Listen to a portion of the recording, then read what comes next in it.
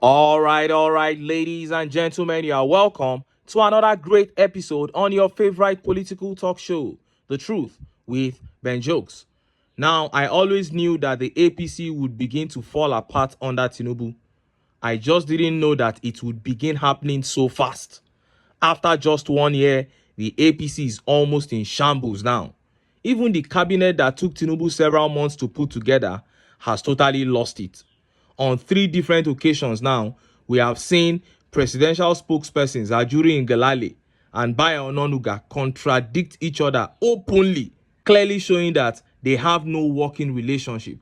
And the funny thing is that on 2 of the 3 occasions, Tinubu ended up doing something completely different from what Ajuri Ngelale and Bayo Ononuga both reported, meaning even he, Tinubu, is not working with them. We have seen Tinubu's special advisor on the economy, Tope Fasua, go on Arise to criticize the CBN governor's policy on fighting inflation. And that was after the CBN governor himself criticized the special advisors. And Tinubu himself went against the warnings of the CBN governor on certain actions that were taken against inflation in the past. The man warned that such actions should not repeat themselves, but Tinubu went ahead and did the exact thing that the CBN governor warned against, which is another big indication that there is no synergy. Now, an APC senator representing Borno has come out to make a shocking revelation that points to the accusation that says that certain persons who were not even elected or appointed in any positions have taken over the government of the day, rendering many of the ministers in the Tinubu cabinet useless. Before I show you the senator's revelation and how Nigerians reacted, let me quickly show you this outburst by EL-Rufai's son, Bashir EL-Rufai, who is a House of Rep member. This guy, Bashir EL-Rufai, is already saying Tinubu is going to be voted out in 2027 and nothing will happen. Ladies and gentlemen, the collapse of the APC is here. Look at how the papers reported it. 2027, nobody is too big to be voted out. EL-Rufai's son sends cryptic warning to Tinubu. Bashir EL-Rufai, son of the former governor of Kaduna State, Nasir EL-Rufai, has sent a cryptic message to Bola Tinubu over his re-election in 2027. Bashir specifically said that nobody is too big to be elected out of office by the people, warning that it will happen with no consequences. He said that people should forget all the intimidations flying up and down, saying they should be patient. In a post on his X handle on Wednesday, Bashir similarly referred to Tinubu when he said that even the IMF and the World Bank will not save the people when the time comes, adding quickly, political strategist Una. That one now for Lagos. Recall that Tinubu was largely referred to as a master strategist during the 2023 presidential campaign. Daily Post recalls that the younger EL-Rufai's father has been enmeshed in alleged misappropriation of public funds while serving as a Kaduna State governor. He said, nobody is too big to be elected out of office by the people. It will happen, and wallahi, nothing will happen. So forget all these intimidations flying up and down. Let us be patient. Even IMF and World Bank no go save una that time. Political strategist una. That one now for Lagos. Following up his earlier post, Bashir said he didn't mention any name, doubling down on his stance that nobody will force him to support utter failure of governance, disguised as useless, dangerous, ethnocentric political strategy. I didn't call names though, but due to their guilt, they already know who is being spoken about. Wallahi, none of you will force anyone to support this utter failure of governance, disguised as useless, dangerous, ethnocentric political strategy. Hey! Look at how Nigerians reacted. Let's take some of the tweet reactions. This tweet here by Diron says, laugh out loud. House where they use lies build, don't crumble. Gbogbo ni kure. That is it. The APC was built on lies and deceit, and that is why it is crumbling. And this tweet by Bello Aminu says, let's come together peacefully for mass protest to help save the country from the current crisis. Bola has ruined this nation with unprepared governance. That is it. And Dr. Gio here says, it is funny how some people still think it was their vote that put Tinubu in power. After 2015 election, every other election have always been rigged. That is true. But if the people unanimously reject a person, there is no way that person will rig. Because I have never seen a politician carrying ballot box.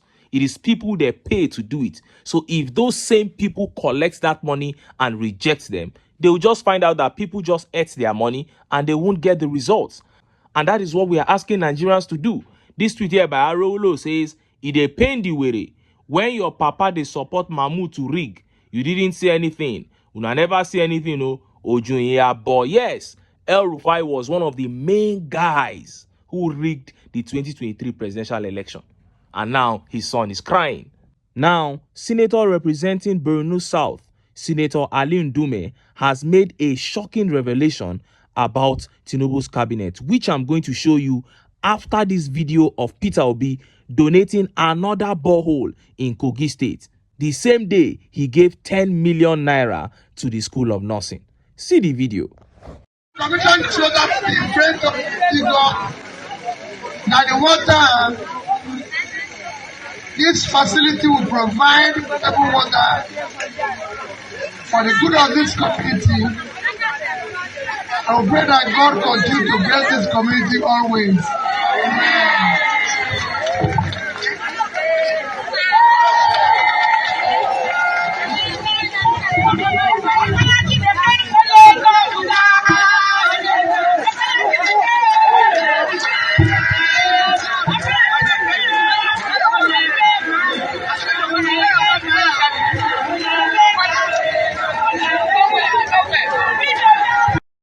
You saw that while the APC is falling apart, while their members are there tearing themselves down, the people's president is there making impact. Now, let us look at that revelation by the senator representing Borno South, Ali Ndume.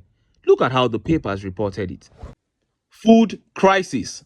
Tinubu's ministers can't see him. We can't see him either.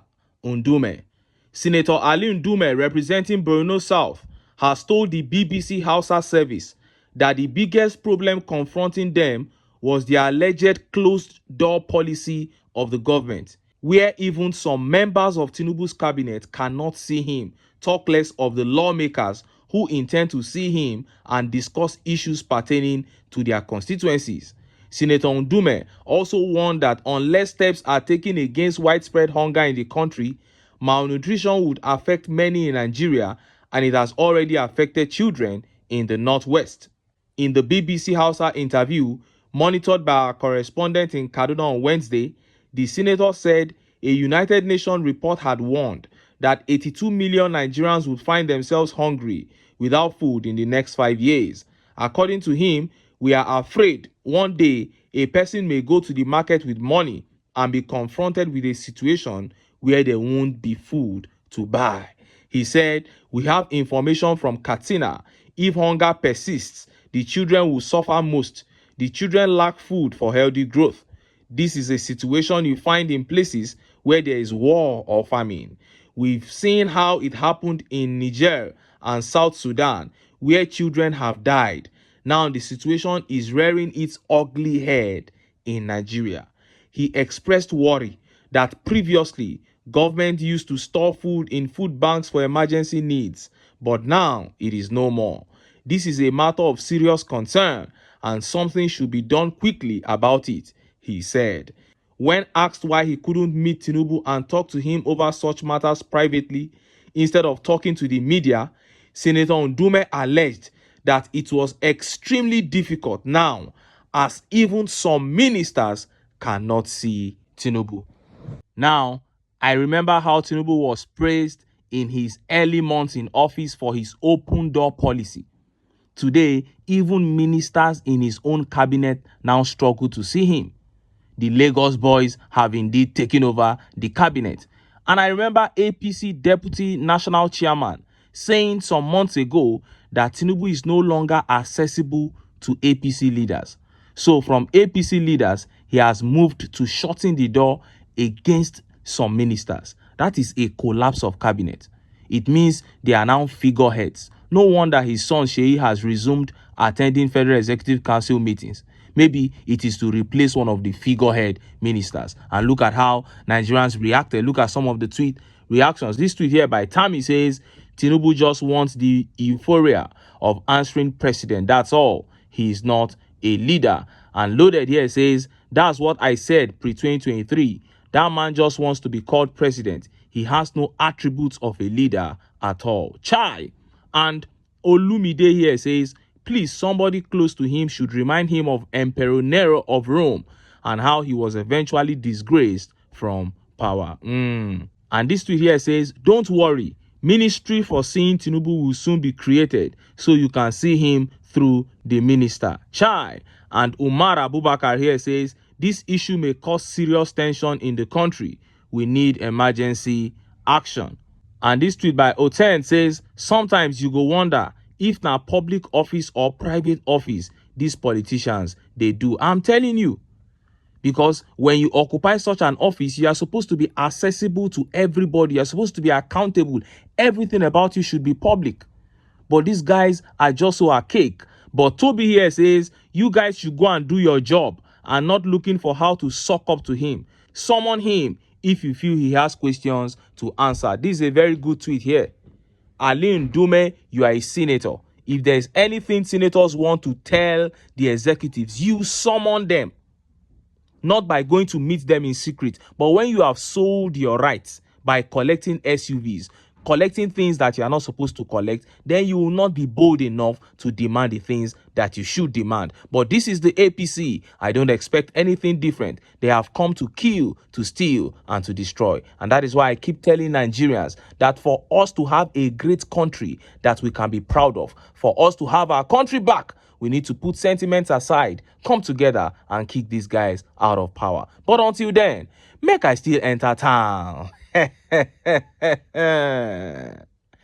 I go get some ogbonge political news where una go like. Why? Because of una. Now I dey here. So don't go away.